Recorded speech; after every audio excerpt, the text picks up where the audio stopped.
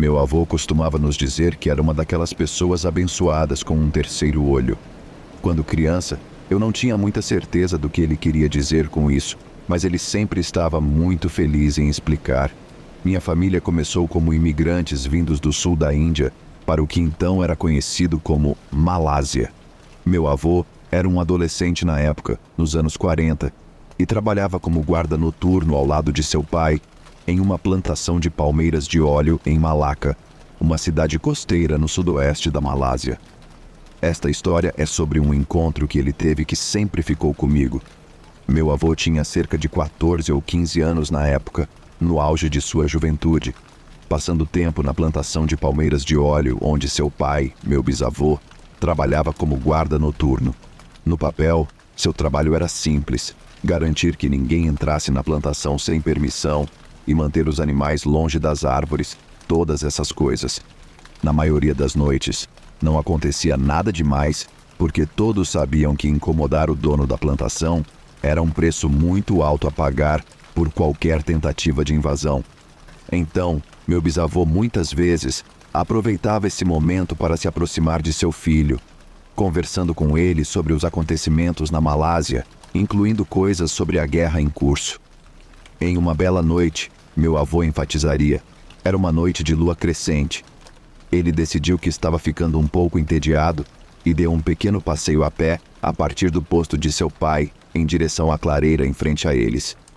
Esta era uma clareira a uma curta distância dos portões da plantação, antes da primeira linha de árvores começar, coberta principalmente por areia dura, amontoada ao longo dos anos de caminhada durante o dia. O ar frio da noite era muito bem-vindo à luz da umidade do dia, e meu avô, sendo um homem introvertido, apreciava os momentos de serenidade para si mesmo. Mas então, ele frequentemente parava quando nos contava essa parte, como se estivesse se reunindo. Ele a viu. Era uma mulher, jovem, talvez na casa dos 20 anos, vestida com um longo vestido branco preso à cintura por uma faixa vermelha, seu longo cabelo preto em uma longa trança pendurada na frente dela. Ela estava em pé, suas mãos penduradas frouxamente ao lado do corpo, seu queixo inclinado ligeiramente para cima e seus lábios desenhados em um leve sorriso. Seus olhos pareciam atordoados, como se estivesse distraída com algo. E, a princípio, parecia não notar meu avô. O vestido chegava até os tornozelos dela, e meu avô não conseguia ver seus pés. O ar ao seu redor era perfurado por um leve perfume floral, que meu avô presumia ser o perfume que ela usava, ou pelo menos vindo do par de flores que ela tinha enfiado no cabelo. "Com licença, senhora." Meu avô chamou para ela, sentindo-se indignado com a possibilidade de ser o primeiro a rastrear um invasor antes que seu pai chegasse lá. "Acho que, você pode estar no lugar errado. Você precisa sair e voltar amanhã. Posso acompanhá-la até o portão." A mulher apenas o olhou, e meu avô decidiu não repetir seu pedido para não parecer grosseiro. Afinal, ela era uma jovem, e ele era um jovem, e estavam sozinhos lá fora à noite. Se pressionado, ele temia que ela pudesse prejudicá-lo, e por extensão seu pai, com o chefe na manhã seguinte. E assim, meu avô virou-se e esperava que a mulher o seguisse enquanto caminhava rapidamente de volta ao posto de seu pai. Enquanto marchava, ele ouviu o leve barulho dos passos da mulher atrás dele, que não disse uma palavra. Então, ele sorriu para si mesmo, orgulhoso de ter completado uma tarefa sem ser solicitado. Mas no momento em que chegou e se preparou para se explicar, virou-se e viu que a mulher havia desaparecido. Onde ela estaria, não havia nada além de ar parado, e quando ele olhou mais de perto, viu um rato que correu rapidamente diante de sua visão e se escondeu nas moitas próximas. "As cobras cuidarão disso", meu bisavô notou e interveio. "É por isso que sempre dizemos aos visitantes para nunca entrarem nas plantações. Sempre há cobras por aqui, e as deixamos agir como controle natural de pragas." Ele então caminhou até seu posto e pegou sua garrafa térmica, despejando um pouco de chá quente na xícara, depois entregando-a a meu avô. "Aqui, para te manter acordado pelas próximas horas." Meu avô assentiu, forçando um sorriso enquanto aceitava o chá. Ele sentiu os pelos em sua nuca se arrepiarem, e não por causa do ar frio da noite. Ele lutou contra a vontade de olhar para trás mais uma vez, onde a mulher de branco costumava ficar. Pensei que fosse urgente e queria avisá-lo. Seu pai apenas balançou a cabeça e sorriu. Meu avô decidiu não pensar mais na estranha mulher enquanto o restante da noite passava, e seu pai o encheu com mais fofocas sobre seu chefe e a esposa do chefe. Na noite seguinte, quando voltaram ao posto, meu avô a viu novamente. Impulsionado por um súbito desejo de curiosidade, meu avô deixou o posto de seu pai e caminhou pelo mesmo caminho da noite anterior. Desta vez, ele ficou de olho, seus ouvidos captando os sons naturais da plantação à noite. Os grilos gritando, os gritos constantes dos sapos, o ocasional guincho de um morcego passando. Então, ele a viu novamente. Desta vez, seu cabelo estava solto e o vento soprava fios em seu rosto.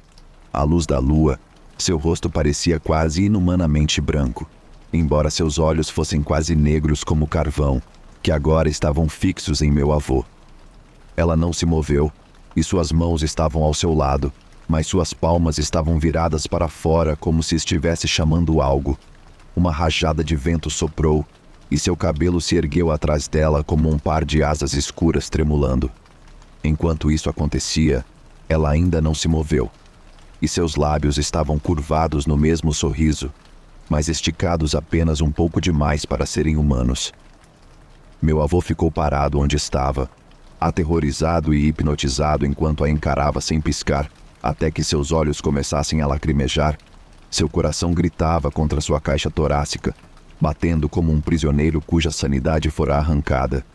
E apesar do frio contínuo da noite e do fato de estar vestindo apenas uma fina camisa de algodão, meu avô começou a suar. O sangue zunia em seus ouvidos.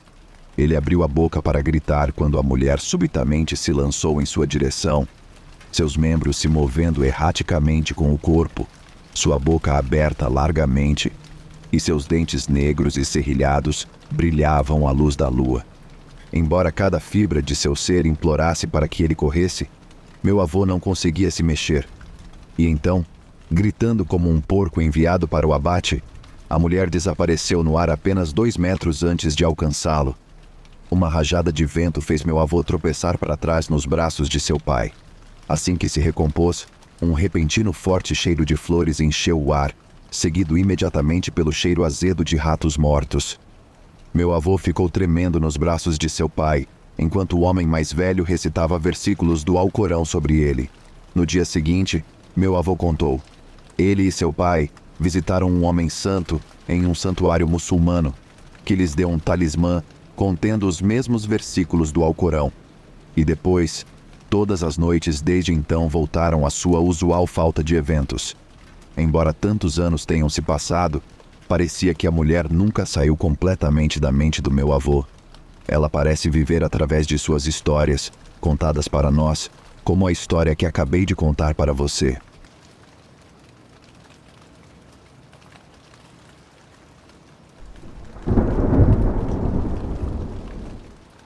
No momento desta história, eu estava trabalhando como profissional de coleções de museu. Meu trabalho envolvia realizar inventário e documentar os artefatos e itens arquivados. Esta história aconteceu em um pequeno museu histórico no Colorado, no inverno de 2022. Para manter o anonimato, não especificarei qual cidade ou museu ocorreu. Este museu específico é conhecido como Casa Museu. Originalmente, foi lar de um indivíduo há cerca de 100 anos. Foi preservado para então se tornar um museu após sua morte. Devido aos recursos financeiros limitados para este museu, o Conselho de Diretores Voluntários o fechou, e permaneceu fechado por um bom tempo, incluindo o período em que trabalhei lá.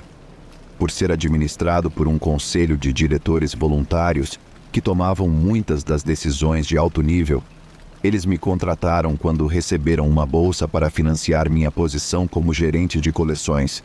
Isso me tornou o único funcionário remunerado, exceto por uma assistente administrativa em meio período chamada Denise.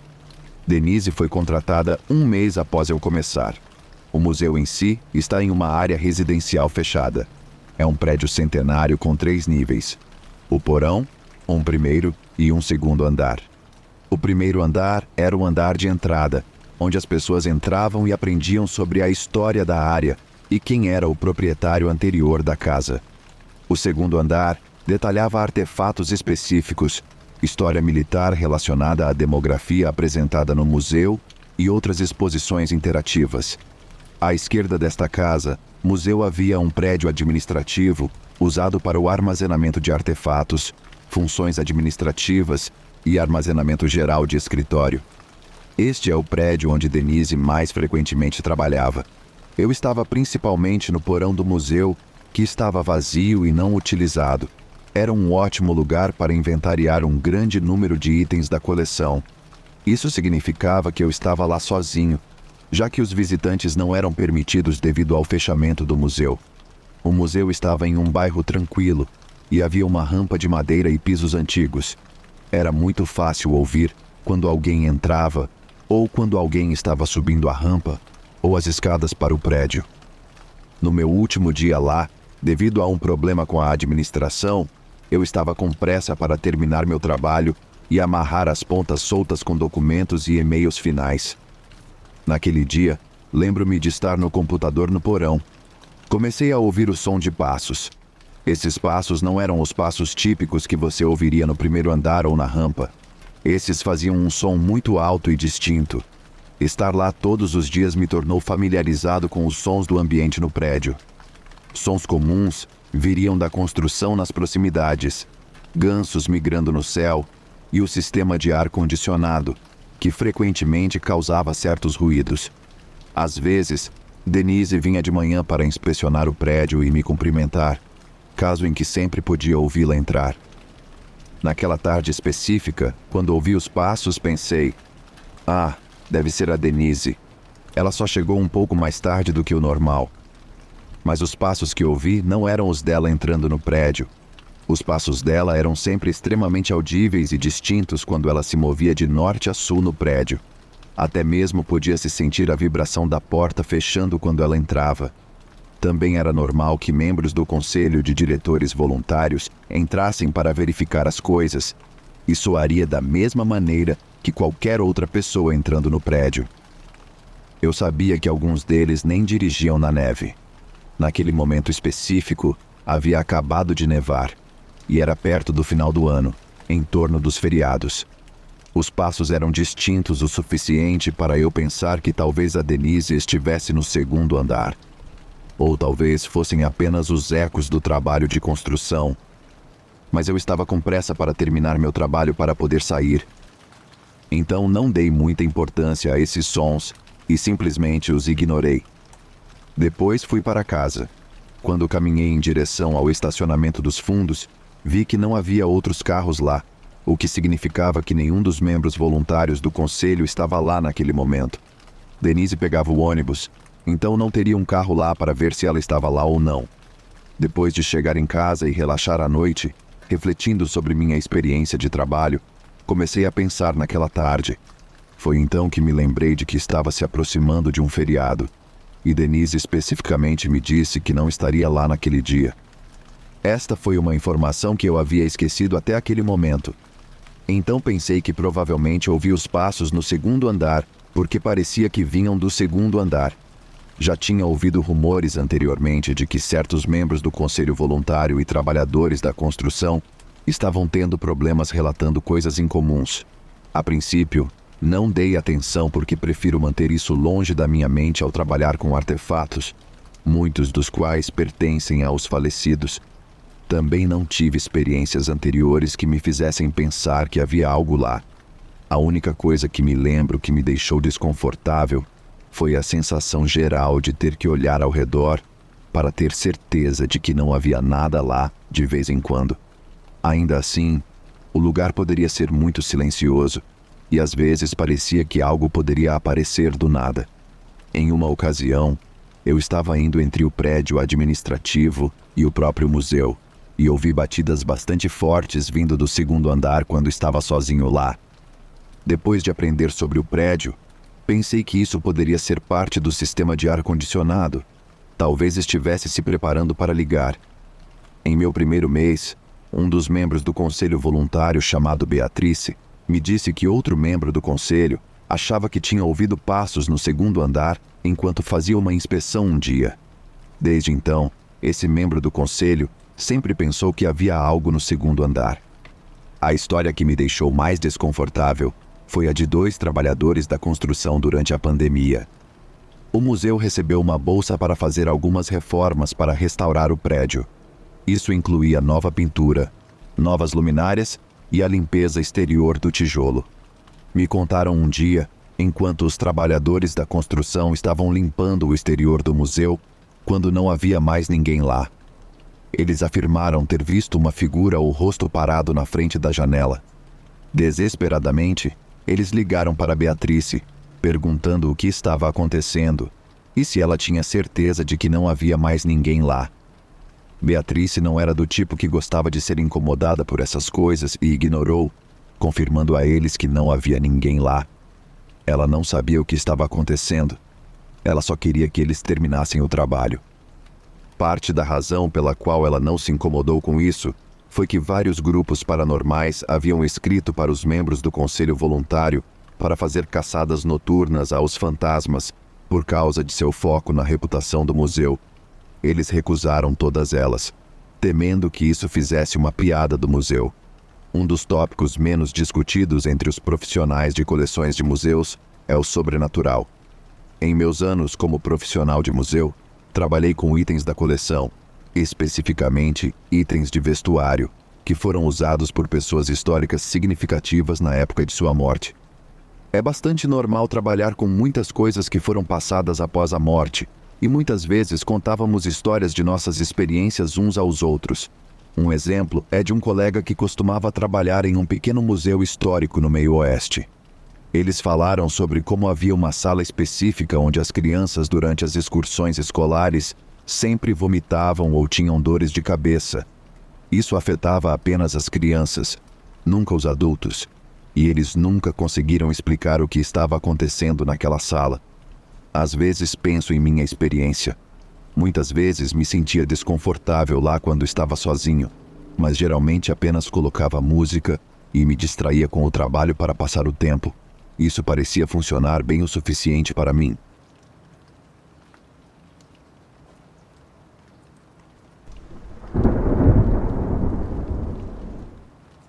Minha história narra a jornada de uma mulher de 32 anos, com um passado tão complicado quanto as estradas sinuosas do interior do Maine, onde acabei parando. A vida não havia sido gentil comigo, e minhas escolhas nem sempre foram as melhores. Após uma série de empregos sem futuro e um casamento fracassado, me vi atraída por essa parte do país, em busca de um recomeço. As cidades pitorescas e um tanto isoladas daqui tinham o poder de curar ou engolir você por inteiro. Eu estava determinada a fazer parte do primeiro grupo. Consegui um emprego em um pequeno motel, um lugar que parecia ter visto dias melhores, assim como eu. Era administrado por um homem de meia-idade e rude chamado Hank, que não fazia muitas perguntas sobre meu passado. O motel raramente estava cheio, atraindo mais viajantes solitários e os ocasionais locais em busca de uma noite fora de casa. Não era muito, mas era o suficiente para que eu mantivesse minha cabeça baixa e ganhasse meu salário. O trabalho era simples: fazer o check-in e o check-out dos hóspedes, garantir que os quartos estivessem limpos e administrar a recepção, o que na maioria das vezes envolvia ler revistas antigas e ficar de olho no relógio. Eu morava em um pequeno quarto nos fundos do motel, que Hank me permitia ter de graça como parte do meu emprego. Não era luxuoso, mas era mais do que eu havia tido em muito tempo. Em uma noite de outono tardia, algumas semanas antes do Halloween, as coisas tomaram um rumo inesperado. Uma tempestade estava se formando lá fora, daquelas que te fazem agradecer por estar dentro de casa. O motel estava particularmente silencioso naquela noite, com apenas alguns hóspedes hospedados. Eu estava me preparando para uma longa noite de leitura quando o sino da recepção tocou. Em pé, ali estava um homem, encharcado pela chuva, parecendo cansado e inquieto.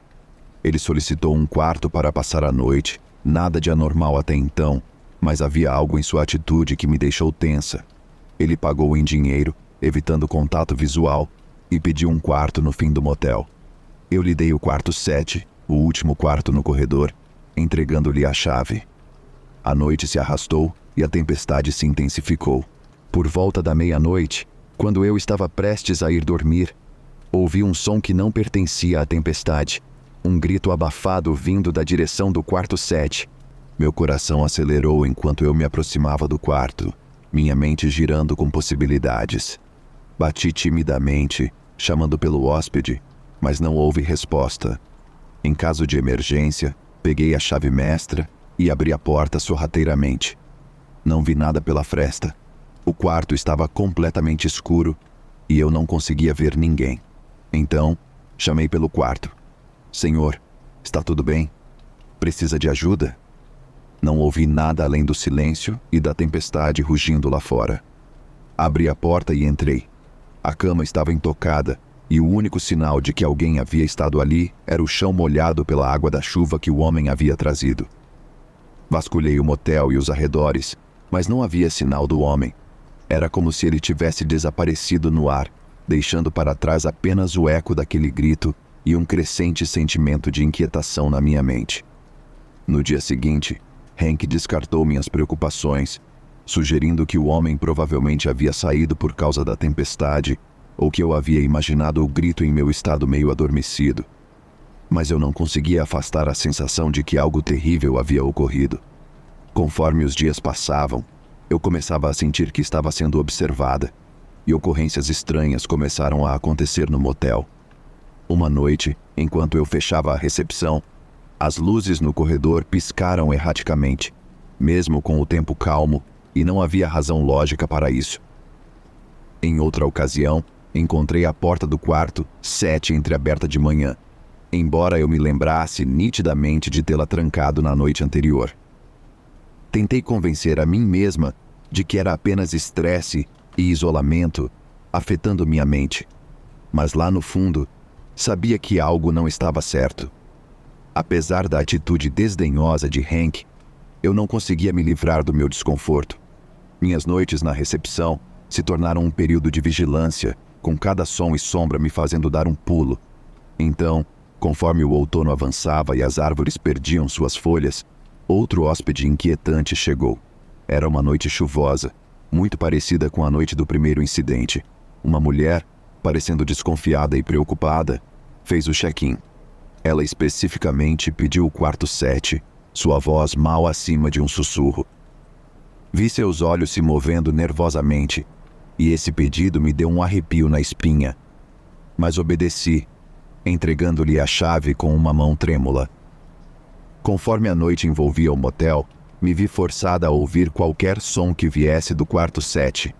As horas passavam lentamente, cheias de um silêncio opressor. Então, novamente, em algum momento após a meia-noite, o silêncio foi interrompido por um grito, vindo novamente do quarto 7. Meu coração disparou e corri para o quarto. A porta já estava aberta, balançando suavemente. Eu a empurrei, meio esperando encontrar outro quarto vazio. Mas dessa vez, a mulher estava lá, sentada na cama, com o rosto enterrado nas mãos, soluçando incontrolavelmente. Quando entrei cautelosamente no quarto 7, encontrei a mulher encolhida em um canto, seu corpo tremendo e seus olhos arregalados de medo. Inicialmente, ela estava incoerente, suas palavras abafadas pelos soluços e olhares rápidos e temerosos ao redor do quarto. Gradualmente, à medida que ela se acalmava, suas frases fragmentadas pintavam uma imagem perturbadora. Embora evitasse entrar em detalhes explícitos, ela disse que quando entrou no quarto, teve uma sensação inquietante de estar sendo observada.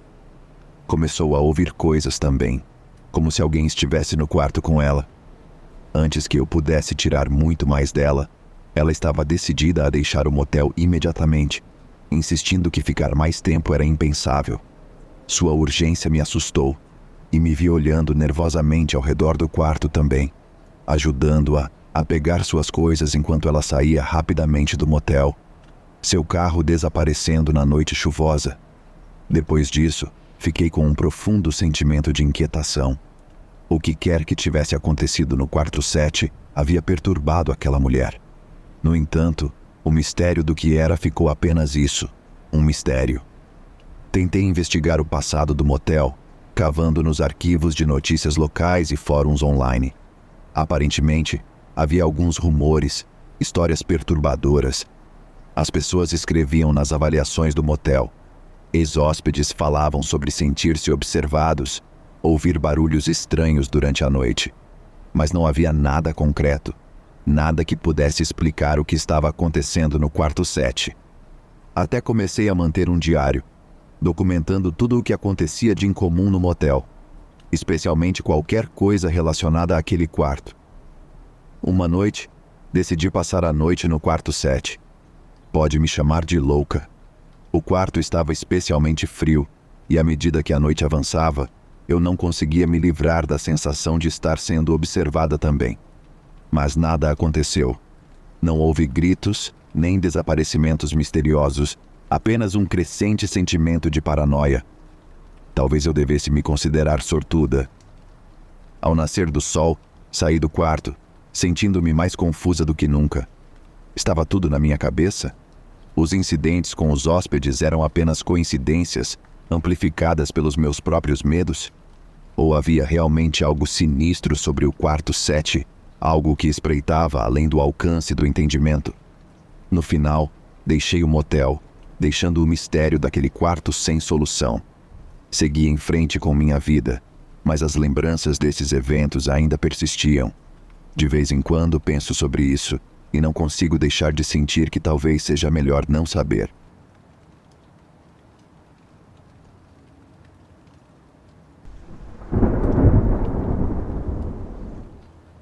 Eu sou uma mulher de 28 anos. A história que vou contar aconteceu em 2016 com meu melhor amigo Chris. Desde o dia em que nos conhecemos, sempre nos metemos nas situações mais idiotas possíveis. Quero dizer, Chris fugiu uma vez e deixou meus nervos todos confusos, mas ele voltou porque não tinha dinheiro. Quer dizer, não somos os adolescentes mais inteligentes, mas ainda assim, aproveitamos a vida. Uma noite de verão, Chris e eu estávamos passando o tempo, e estávamos tentando pensar em um lugar para explorar como sempre fazíamos. Na época, eu disse a ele que nunca tinha ido ao Old Rock House em Greenwood, na Carolina do Sul. Agora, antes de começar, deixe-me dar um pouco de história sobre a Rock House. Um homem chamado Thomas Tom Paine Tolbert construiu uma casa à prova de fogo em 1926, depois de anos de casas familiares pegando fogo. Tolbert morava na cozinha separada e usava a grande casa para armazenar relíquias de família. Tolbert passou seus últimos anos em isolamento. A fortaleza, agora em ruínas, é acessível apenas a pé e ninguém nunca morou dentro de suas paredes. Você pode procurar mais sobre a história online se quiser. De volta à minha história. Sempre me disseram que a Rock House tem muitos espíritos dentro e ao redor dela. Mas, como eu disse, na época, eu nunca tinha estado lá. Então, com isso, Chris e eu pegamos o carro do meu primo e partimos para Old Rock House. Eu já ouvi falar de pessoas indo durante o dia, mas nunca ouvi pessoas dizerem que foram à noite. Nós, sendo idiotas, fomos à noite porque... Por que não? Fantasmas e espíritos nunca me incomodaram muito. Assim que chegamos à floresta e estacionamos na lateral da estrada, sinto uma sensação ruim percorrer todo o meu corpo. Eu fiquei ali por um momento. Acredito que Chris veja essa expressão no meu rosto e pergunte se ainda quero fazer isso. Algo está me dizendo para não sair, mas ao mesmo tempo, quero ver esse lugar mesmo à noite. Sim, vamos ver o quão assustador é esse lugar, eu disse a ele. Sim, vamos fazer isso, ele respondeu. Nós nos levantamos e começamos a caminhar pela floresta. Enquanto caminhamos, temos nossos celulares para iluminar e fazemos piadas e agimos bobamente como sempre fazemos. Nunca podemos levar nada a sério de verdade, não importa o quê. E enquanto caminhamos, não percebemos como é silencioso estar na floresta à noite no meio do verão. Encontramos o caminho para a frente da casa. Chris está na minha frente e estamos olhando para a casa. Sem porta da frente ou janelas. Tudo o que você pode ver é escuridão pura. Por algum motivo, simplesmente não consigo me mexer. mesmo que Chris esteja indo em direção ao que costumava ser a porta. Neste momento, percebo que estamos apenas em completa escuridão, sem som, sem animais, sem insetos ou vento, apenas o silêncio. Então, do canto do meu olho, vejo algo se movendo na janela superior esquerda. Mas antes de olhar completamente, ouço algo à minha esquerda e olho para lá, mas não vejo nada. Um sentimento de pavor cai sobre mim. Chris está agora na porta da casa e olha para dentro. Eu olho para a janela e lá está. Algo está lá, olhando para baixo para mim. Meu corpo fica frio. Aqueles olhos, nunca vou esquecer aqueles olhos, queimando um buraco na minha alma. Olhos amarelo-avermelhados brilhantes como fogo. De repente, ouço Chris dizer: "Ah, não." Ele se vira para correr até mim, mas meu corpo ainda está congelado. Ele agarra meu pulso e me puxa para correr. Ele nunca me solta. Enquanto corremos, estamos pulando sobre árvores caídas e os detritos de muitos viajantes para a Rock House no passado. Enquanto corremos, percebo que algo está correndo ao nosso lado, mas não ousei olhar para trás. Meu corpo está agora no modo piloto automático e Chris tem um aperto no meu pulso, ainda me puxando. Minha mente está em branco, coração acelerado, e em certo ponto, sinto como se pudesse sentir a respiração do que quer que esteja nos perseguindo. No momento em que chegamos ao carro, tudo volta para mim, e estou de volta ao controle da minha mente e do meu corpo. Pulamos no carro, e Chris vai ligá-lo. Ele tinha o rosto coberto no volante enquanto tenta ligar o carro, mas ele não liga. Começamos a entrar em pânico, minha cabeça enterrada entre as pernas e Chris ainda escondendo o rosto. "É isso, Chris. É assim que morremos por causa de coisas estúpidas como essa." Chris grita comigo para calar a boca. Que não vamos morrer e o carro vai ligar. Eu sinto essa coisa fora do carro, apenas lá. Será que é por isso que há tantos espíritos aqui? Será que leva as almas das pessoas que captura? Sinto que está nos olhando. Algo quer que eu olhe para isso, mas ao mesmo tempo, uma voz na minha cabeça está me dizendo para não fazê-lo. Eu quero chorar. O carro liga e Chris tenta sair correndo. Começamos a ir pela estrada, mas então um dos pneus estoura. Agora estamos na lateral da estrada novamente e apenas ficamos ali, sem querer sair. Está silencioso novamente. A sensação de estar sendo observado ainda está lá. Felizmente para nós, um cara em um caminhão para trás de nós. Me sinto seguro agora. O cara para e ajuda Chris a arrumar o pneu. Eu seguro meu telefone com uma luz de costas para a floresta.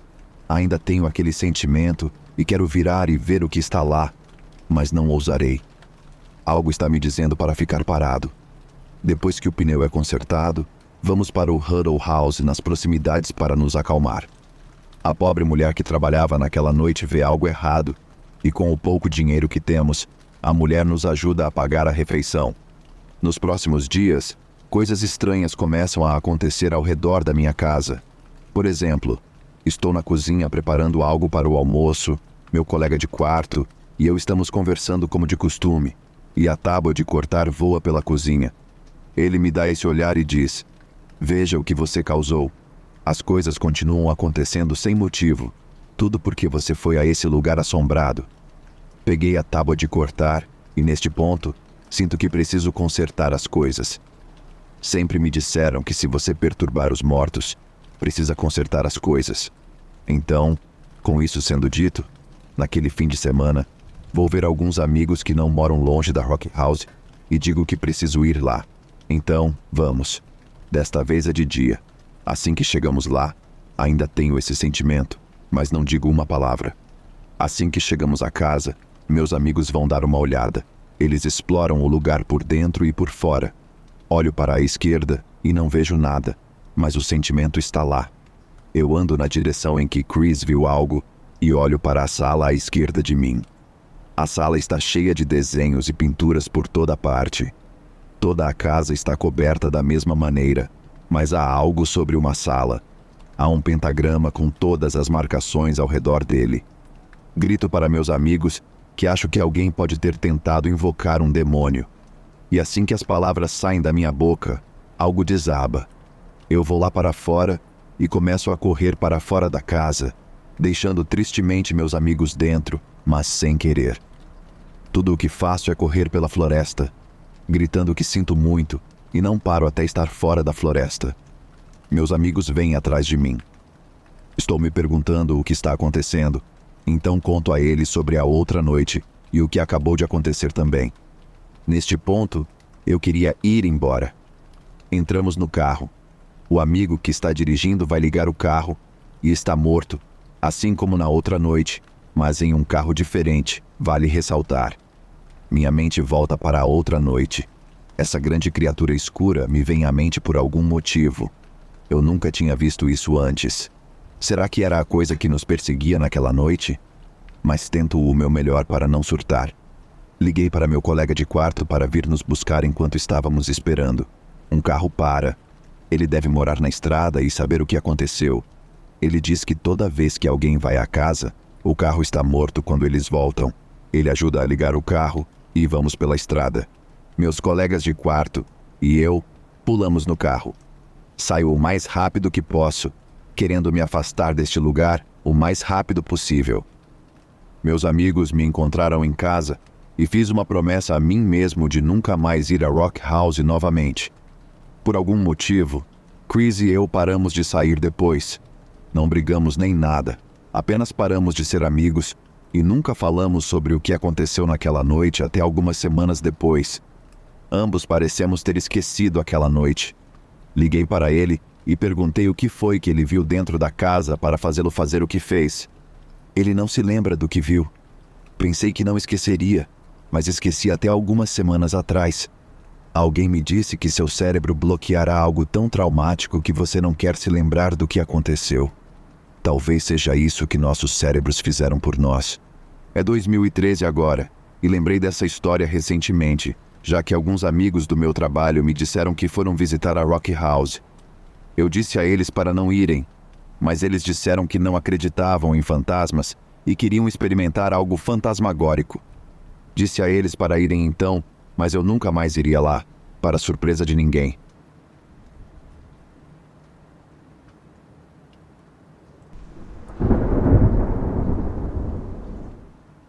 Na casa geminada onde minha mãe e eu costumávamos morar, tínhamos um fantasma que chamávamos de Senhor Fantasma. Uma noite, eu estava sentado na minha cama, mexendo no computador, quando tive um ataque de tosse aleatório.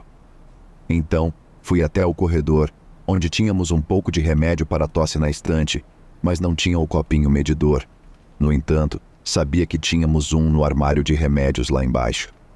Deixei cair o frasco no corredor, o coloquei de volta na estante e fui buscar um copinho. Quando voltei, havia um copo sobre o frasco. Sei que não estava lá antes, porque quando deixei cair o frasco e o peguei, teria que ter pego o copo também. E sei que não vi um. Minha mãe estava dormindo e não soube de nada disso até o dia seguinte, e mais ninguém estava em casa. Achei que era o Senhor Fantasma me ajudando, então disse: "Obrigado, Senhor Fantasma." Tomei meu remédio para tosse e fui para a cama. Outra vez, minha irmã e o namorado dela estavam ficando conosco por algumas semanas, então eles dormiam no meu quarto e eu dormia no sofá. Uma noite, o acessório de luz no ventilador de teto acima da cama quebrou. A parte redonda que cobria a lâmpada caiu sobre o namorado dela. Da forma como eles estavam dormindo, se caísse diretamente para baixo, teria caído em cima da minha irmã. Mas caiu de lado e caiu nele em vez disso. Outra vez, minha irmã estava sozinha em casa e tomando banho. Ela ouviu alguém com botas passar pelo meu quarto do outro lado da parede do banheiro e parecia que essa pessoa passava pelo meu quarto e ia para o apartamento ao lado. Ela ouviu algo se quebrar ao lado e nosso vizinho gritar: "Que droga!" E finalmente, era Dia das Mães de 2013. Minha mãe havia falecido uma semana antes e eu estava sentado na minha cama, me preparando para o trabalho, pensando como eu ia conseguir passar por aquele dia. E ouvi uma respiração, como se alguém estivesse em pé na minha frente, respirando. Não havia mais ninguém na casa.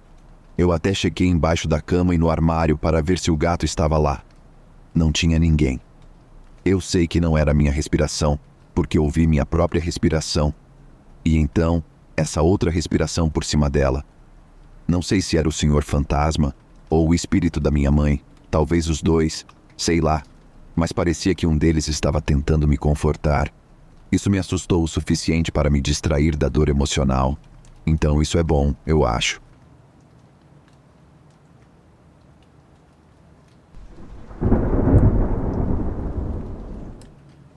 Quando eu era criança, costumava morar na casa da minha avó.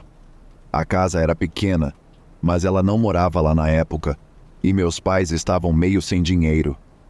Meu pai sempre reclamava que tinha um pressentimento ruim sobre a casa. Ele sentia que algo estava errado. Uma noite eu estava dormindo e de repente acordei. Não havia nada nem ninguém lá. Mas havia algo acontecendo. Minha luminária estava literalmente balançando de um lado para o outro do teto. Fiquei bastante assustado, então chamei minha mãe. Ela entrou e acendeu a luz. A luminária parou de se mover e ficou estático no lugar. Quando contei a ela o que aconteceu, ela não acreditou em mim. Alguns anos depois, minha mãe estava preparando uma refeição enquanto meu pai e eu estávamos assistindo TV. Houve um barulho repentino vindo do banheiro. Agora, o que foi isso? Meu pai foi ao banheiro e descobriu que o grande espelho que tínhamos lá estava no chão. Ele caiu, mas não quebrou. Ele pensou que talvez algum gancho estivesse torto e foi por isso que caiu. Ele tentou movê-los um por um para encontrar o com defeito. Todos estavam perfeitamente apertados no lugar. Logo depois, minha mãe e meu pai estavam assistindo TV e eu estava sentado no chão brincando com alguns brinquedos. Uma de nossas decorações sobre a TV era uma rosa do deserto, uma pedra. Sem motivo aparente, ela pulou para fora da TV. Não caiu. Pulou quase 2 metros longe da TV, como se alguém a pegasse e a jogasse para longe. Ela caiu bem perto de mim. Minha mãe ficou chocada. Não é de se admirar que meu pai achasse que a casa estava assombrada. Felizmente, logo depois disso, nos mudamos para nossa própria casa e as coisas estranhas pararam de acontecer.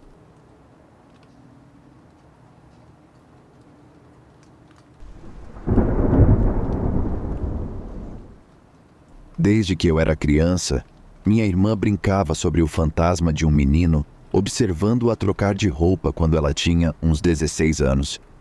Minha casa fica em um complexo de 4 casas, 2 casas em cima e 2 casas no térreo, conectadas por uma escada externa. É estranho. De qualquer forma, sempre brincamos sobre isso. Meu pai comprou a casa ao lado, derrubamos as paredes e de repente tivemos uma casa muito grande. Eu peguei o primeiro quarto de 3. Minha tia pegou o do meio, entre o meu e o do meu irmão. Lembro-me da primeira de muitas vezes que meu irmão não conseguia dormir. Ele ficava acordado por dias e dias, lutando contra o sono até cair na cama de outra pessoa, principalmente da minha tia ou da minha irmã mais velha. Quando minha mãe perguntou a ele sobre isso, ele disse que sentia algo em seu quarto, como uma enorme pressão em seu corpo, e que às vezes não se sentia confortável dormindo lá. Quando seus amigos dormiam na casa, eles bebiam quietos, saindo do quarto apenas para pegar outra lata ou garrafa de cerveja na cozinha, mas nos disseram que viram alguém sentado no sofá da sala, algo como uma sombra em forma de humano, e depois desaparecia. Coisas caem das prateleiras e às vezes as frutas estragam muito rápido, como nos filmes e tal.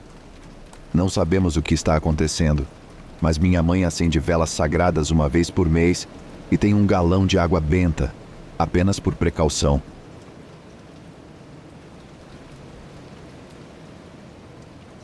Obrigado por ouvir até aqui. Espero que tenha gostado das histórias. Deixe seu comentário e seu like. Se quiser ajudar o canal, confira os links na descrição. Muito obrigado e até a próxima.